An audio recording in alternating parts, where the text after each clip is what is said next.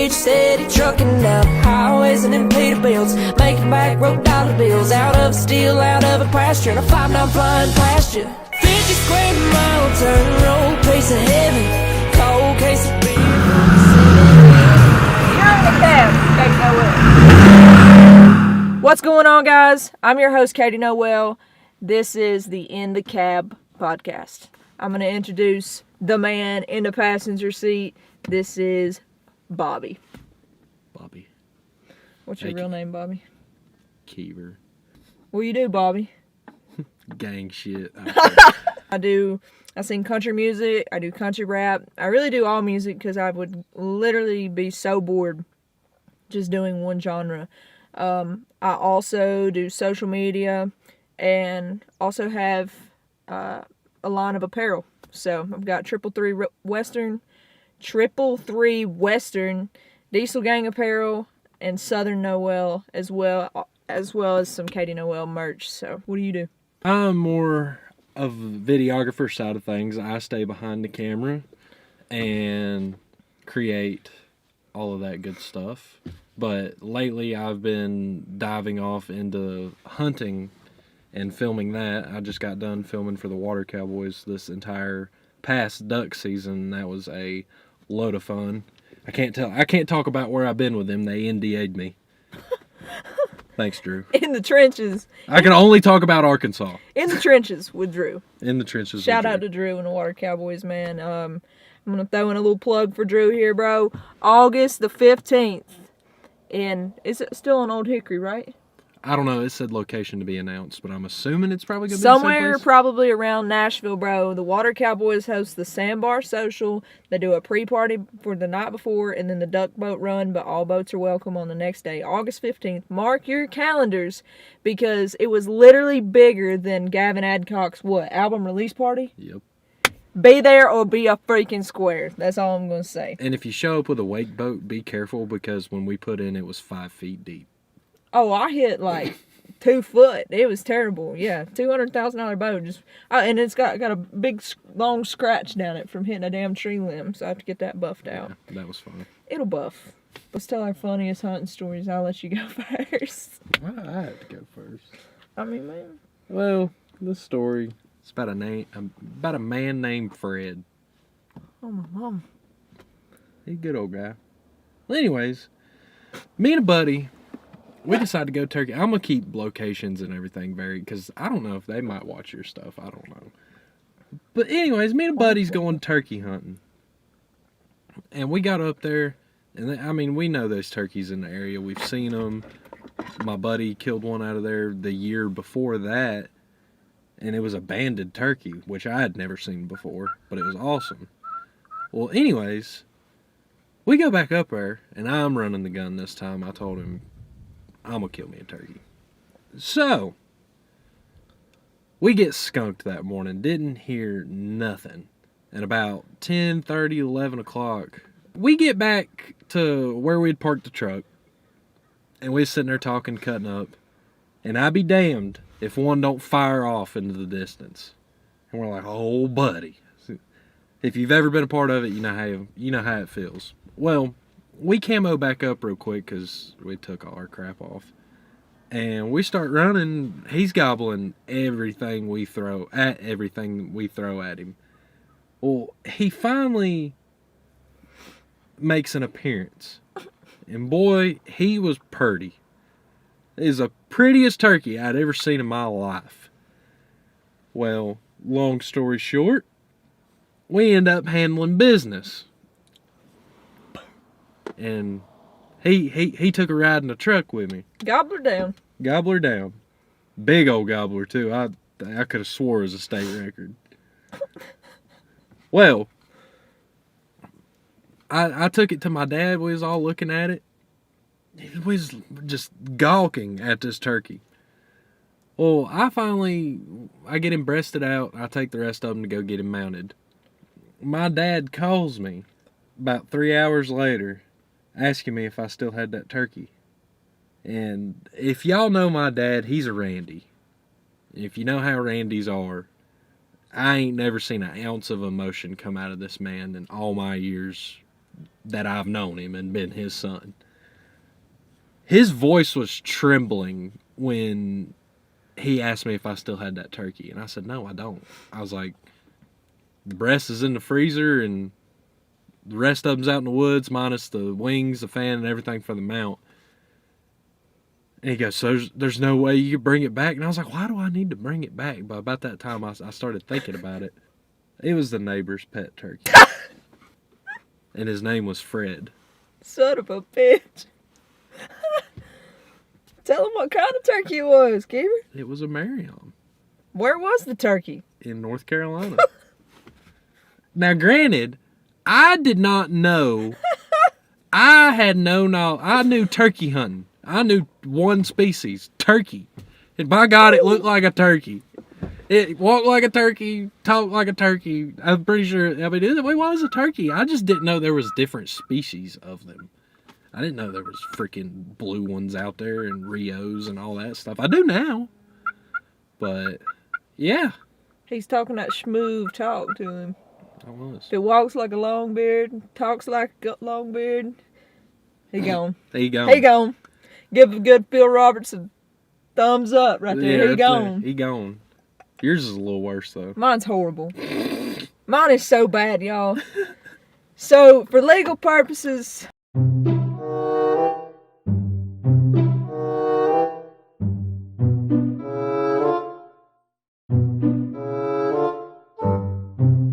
I think the next thing we need to talk about is what our first trucks were. What was your first truck? My 1994 F-150 with an inline 6 that had an automatic in it for about 4 months, and then it shit the bed. And then me and Josh and Dustin and Noah and Levi, we all spent, I think it was 2 or 3 weeks 5-speed swapping it. And I love that truck. Other than the transmission that I put in it, I have done nothing else to that truck. But other than like a starter and a belt, and I think my water pump went out, but nothing like major. And I've drove that truck all over God's creation. Me too. Yeah. Yeah. Bobby went to Texas, or where'd you go? It was Texas. That's Bobby went to Texas. The time that he did not drive this truck to Texas and back. He left the truck here. Well, there's one of my friends here, his name's Jay Carr. Shout out Jay Carr if you're watching this. We're like, it's late one night. I'm like, yo, let's go to Cold Hill. Let's go mudding. I'm like, Bobby's truck's out here. You know, I want to say I left it confidently knowing, because I know how Katie is about her trucks.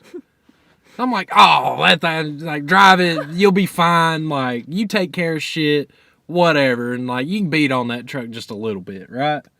Anyways. Oh, buddy.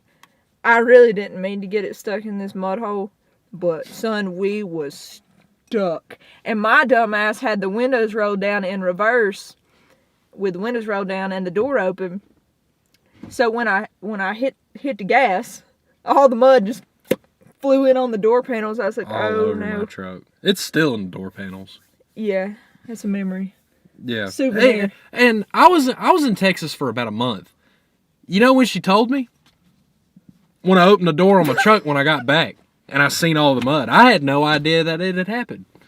And my 4-wheel drive went out of commission for a little bit because she had bent some plate up underneath it and it was right up on my front drive shaft. Oh, no. The truck didn't have 4-wheel drive, because if it did have 4-wheel drive, me and Jay Carr would have pulled out of that mud hole. Did you lock the hubs? Yes. It has 4-wheel drive. Oh, I used it after. Bro, it was rough. And his dad, I think, don't let me lie to you, but I'm pretty sure his dad was in like a Nissan Titan or a Toyota Tundra or something, 2-wheel drive truck, and pulled us out of there. It was late. It was miserable. I wasn't driving. I wasn't there, so none of that comes back on me. What's your favorite memory you have in that truck? Honestly, doing the 5-speed swap on it with everybody, because literally that's all we did for 2 weeks was, well, they were all there, and that's all we did, and it was just an excuse for us, like, because we always waited till after we got off work to meet up at Levi's house. That's where we done it at, and we'd literally hang out till 10:30, 11 o'clock at night, from about 5 or 6 o'clock, just working on it. Dude, is the video of Josh swinging from the ratchet straps from the ceiling or whatever, was that when y'all was doing the trans? It was either right before or right after when we had cleaned the shop out and we had a celebration. Some of y'all know what my first truck was, still is, still have it. Some of y'all don't. So my first truck was a 2003 F-350 Super Duty named Snow White. Bought that truck for $15,500 and it had 87,000 miles on it. Got that truck after I'd sold a shit ton of merch and my career was looking up, and knew that I could buy it, afford it, because my mom bought it for me, but basically my mom was a bank and I just paid her back, and my mom has been paid back quite many times over now. So it's all good in the neighborhood. I was making money, rolling, I could afford it, so that was a good thing. But yeah, dude, that truck built me, honestly. That truck has seen the best of me, and that truck has seen the absolute worst of me. That truck has seen the worst terrain possible. Me and Snow White have been like this on an ice mountain. Yeah. We have... It's a wonder you ain't never turned that truck over. 1,000 wonders. 2,000 wonders. I thought we was going through that one night in Hickory. Oh my gosh, but yeah, dude, I got that truck right before Rod Run senior year, because I was like so stoked. So it'd been like April of senior year, and bro, it was so big. Like, if you've never seen Snow White in person, this truck is just massive. And every day I'd walk out to the parking lot. I was parked senior parking lot, parked in the back because it's so damn big. You would walk out and you would just see it. It looked like the Eiffel Tower over like. She put every boy in there to shame. Yeah, that truck inspired many songs, many wild nights, many dates, many regretted dates. But I think my favorite memory, just because God rest his soul, he is not here with us anymore. I think my favorite memory in Snow White is, I know that it was it me, you, Billy, and Nathan? I can't remember Nathan's last name. I know it was me, you, and Billy. It was either Nathan or Dustin. I think it was Nathan, because I think I have a video from that night. But Billy's not with us anymore. Rest in peace, Billy. But we was all riding around. They had a case of beer in the back. And we were like driving through East Marion, right? And we're just vibing, having a good time. They're drinking beer in the back. Windows rolled down. We come up on this, like, it's probably a little crackhead, not gonna lie. Yeah, it had to be. It was a little crackheaded guy. That late at night, yeah. But hey, he was out getting his steps in. so he looking for that crack rock. So I was like, yo, y'all offer him a beer. And Billy rolls down the damn driver's side back window and was like, you want a beer? And he's like, hell yeah, I want a beer. Son of a bitch cracks it, just shotguns the beer in the middle of the road. Yep. So then we keep on driving, and then I can't remember if this was the same night or a different night. I think it was the same night.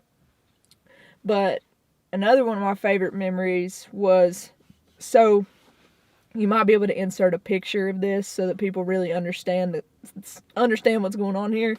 So if you've ever been to Marion, especially if you're from Marion, so you know the four-way where like Taco Bell is, and then you got Harbor Freight, and then the 5-lane, so it's like four-way.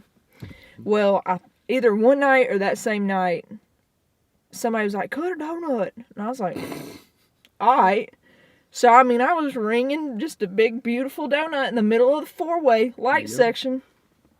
So, yeah, that's definitely my two favorite memories. And that poor truck has been through so much and has dealt with so much abuse. It is not as nice as what it is when she got it. No. She has a real bad habit of doing that.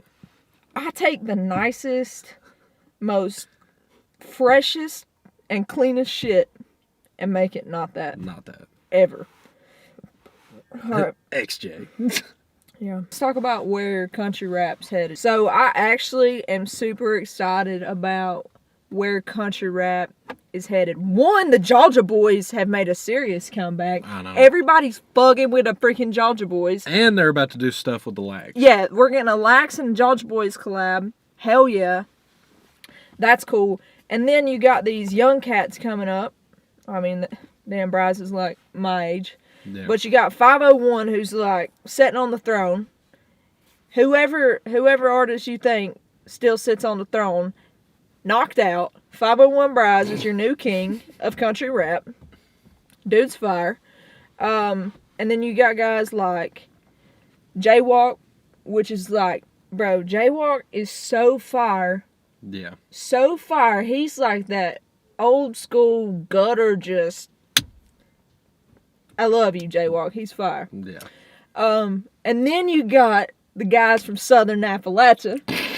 Mr. Shaka Hustle Man. Shaka Hustle Man. Bringing the heat, bringing the energy. Personally, my favorite.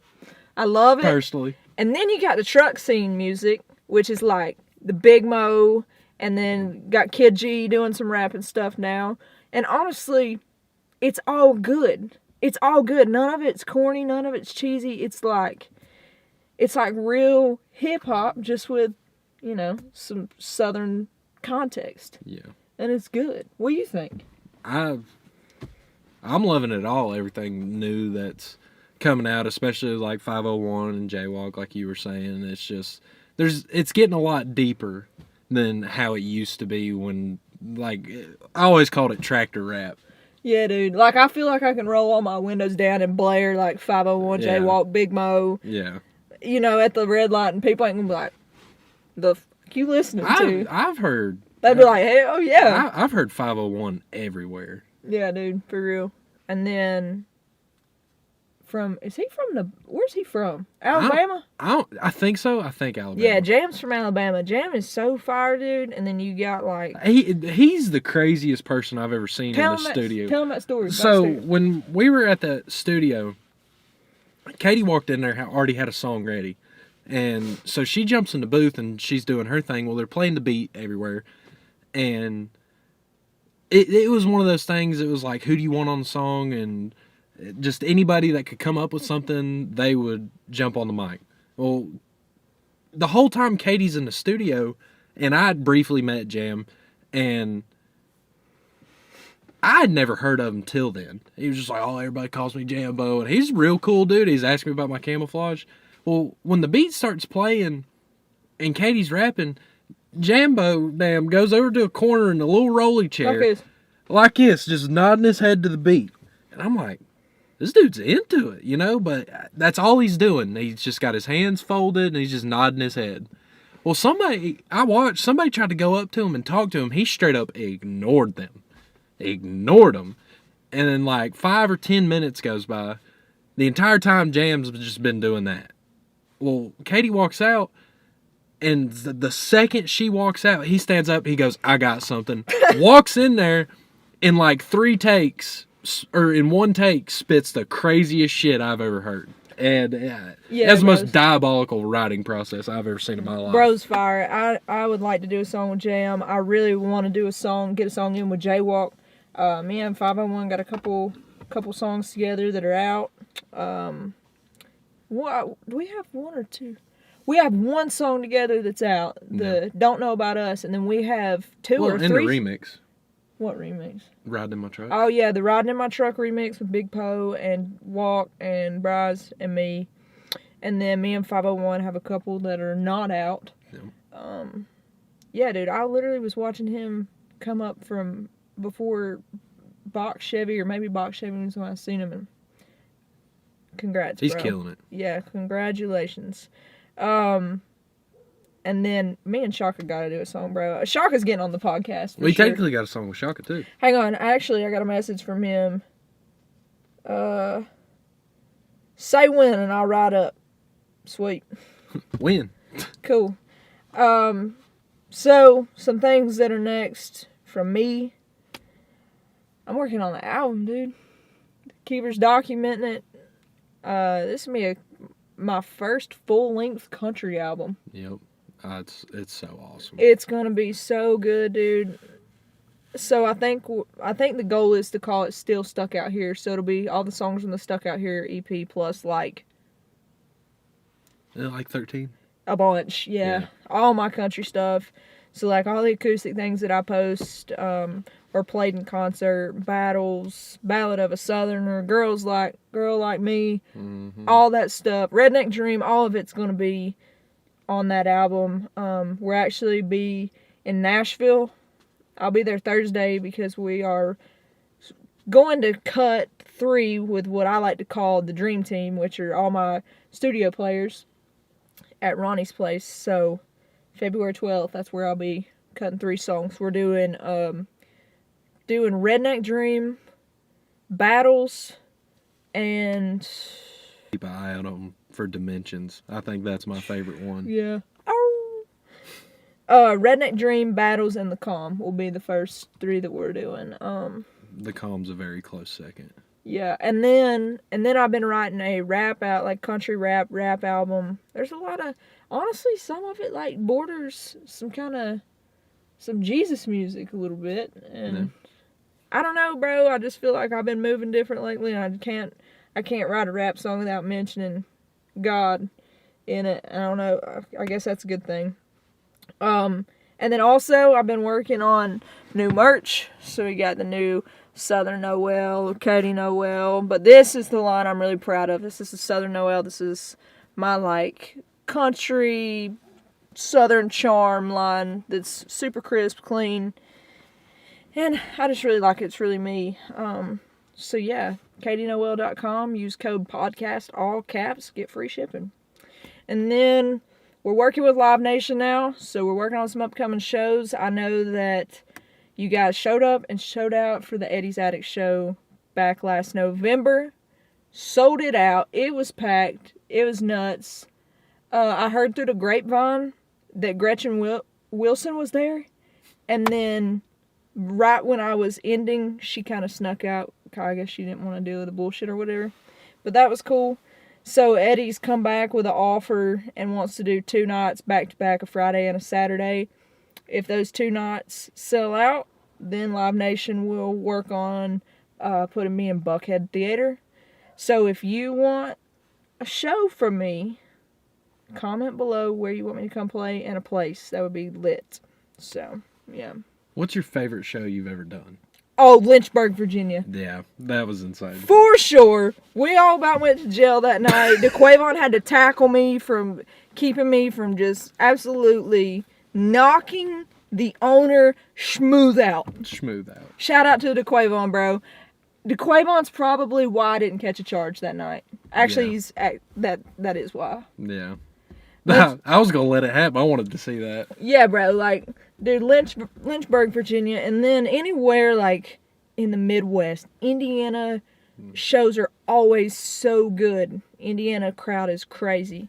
And then the one that we did in Georgia, where I still remember her name, Montana Harrell, sunk us in the swamp. About killed us. Before my show, bro. And I literally just bought a brand new pair of gator waders. And this girl come up to her, she was like, "You guys want to go riding?" Hell yeah, we want to go riding. And I didn't put the gator waders on. She sunk me and Keever and her sister in a pond. It wasn't even like a mud hole. It was a pond. Yeah. Yeah. In a pond before my show. No waders. All because one of us asked, "Hey, how deep is that?" She said, "I don't know. Let's find out." Scared! Yeah, literally. And then, so I'm soaking wet, and I'm like, damn. All my clothes are back at the freaking hotel room, and I can't go back because I've got a show to play in like 30 minutes, gang. So I done the show in my gator waders that night. That was awesome. It was awesome, and we got to ride in some other really cool buggies, and it was fun. That's when you opened for Charlie, wasn't it? I don't know who that was. I can't Say remember. it's Charlie Farley. Probably. Charlie Farley's a nice guy. I like him. Let's play Would You Rather. You want to? Sure. All right. If given the chance, who are you taking home? That's better. Ella Langley or Megan Thee Stallion? Your 2 weaknesses. Dude, Ella's a no-brainer. Megan, that was kind of If you know Megan, you know Megan. And I genuinely do like her music, and the two plots always in the music video. But I feel like Megan Thee Stallion was my immature, like, what's the word I'm looking for? Brother, you still immature. I ain't been listening to Megan a lot lately. Damn. I know, world's changed. Ella Langley came out, man. He's a freaking dandelion now. Yeah, I'm an Ella fella through and through. I'm hearing you. I go bar for bar with Ella. Bro, I'm a Ellette fellette. Okay? I love Ella Langley, bro. Shout out Ella. She's fire. Hit me up. Hit my boy up. I'll never choose Texas. I can tell. Yeah. Alright, so being a musician, would you rather perform music for the rest of your life, or would you rather write music for the rest of your life? I would like to perform on a large scale for the next 5 years. And then I want to be a ghostwriter for somebody. Because, bro, like, dude, I always say this, bro, I don't really need the fame and, like, the flashy shit. I wrote a song about it, dude. I'm okay with, like, being country rich. I just need a truck, a side-by-side, a duck boat, and some land, and I am the happiest son of a bitch ever. And a horse. Yeah, and a horse. Got my horse in the pasture. He's still hanging out back there. Nice. Okay. Well, since we're on the would you rather career topics. Oh, shit. Would you rather be a full-time filmer for Kirk Price? Or Seek One, Lee Ellis. Ooh. Gotcha. Ooh, that's a good one. Honestly, I'm going to have to go with Kirk.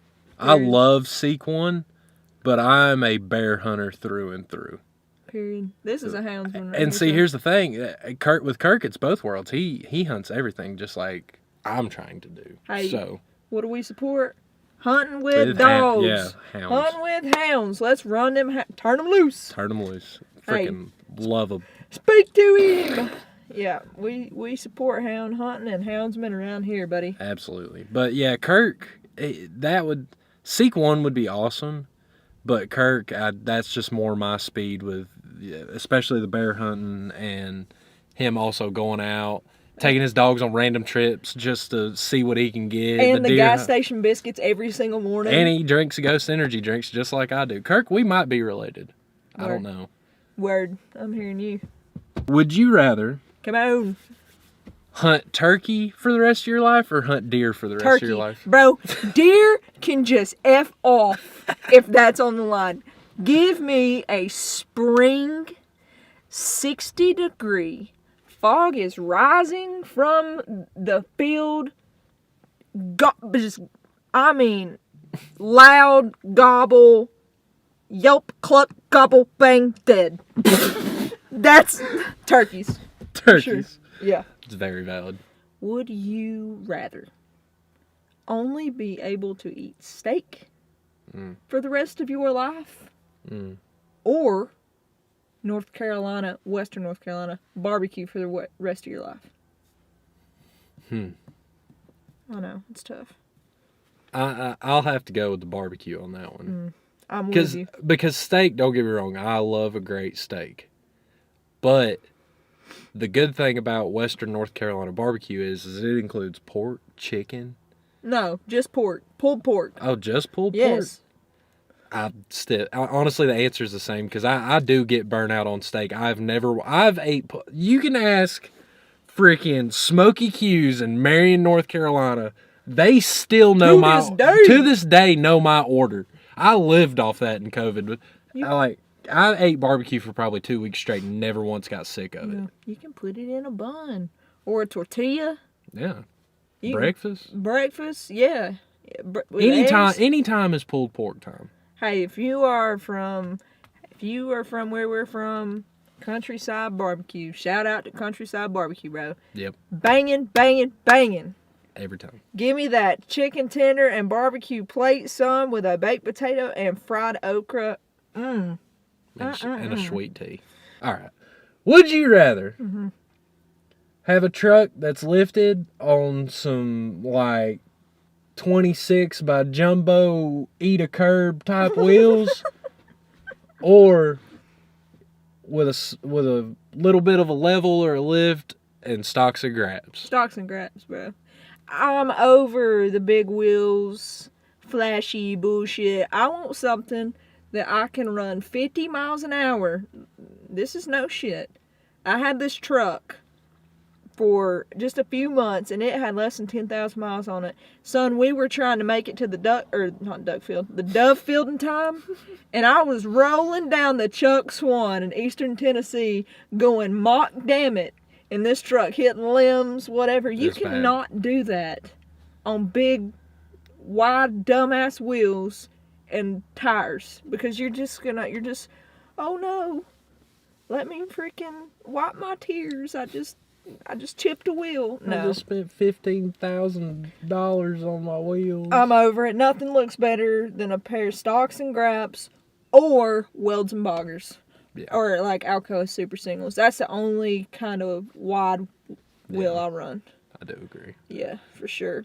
So guys, hope you guys enjoyed the In the Cab podcast with me, Katie Noel, and Bobby, a.k.a. Keever. Should be Keever, a.k.a. Bobby. I was about to say, we've done it backwards every single time. No, that's Bobby, bro. Bobby. Hope you guys enjoyed it. If you want us to continue to do this, give us some topics. What you guys want to hear about? Who would you guys like to see on here? Yeah, like, follow, subscribe. If you're watching on YouTube, subscribe. If you're watching some short form of this on Facebook or Instagram or TikTok, make sure you hit that follow button. Also, if you want to support the merch movement, we've got Western stuff, diesel stuff, Southern lifestyle stuff, and my Katie Noel artist merch on www.katienoel.com. All caps podcast for a coupon code for free shipping straight to your door. I package all of them up, so it's packaged with love. So yeah, guys, thanks for watching, and we'll see you next time on the In the Cab podcast. Out. This is where I'm from. This is what I love. Like a country boy struck in a rut. I don't mind being stuck out here. Yeah, being stuck out here.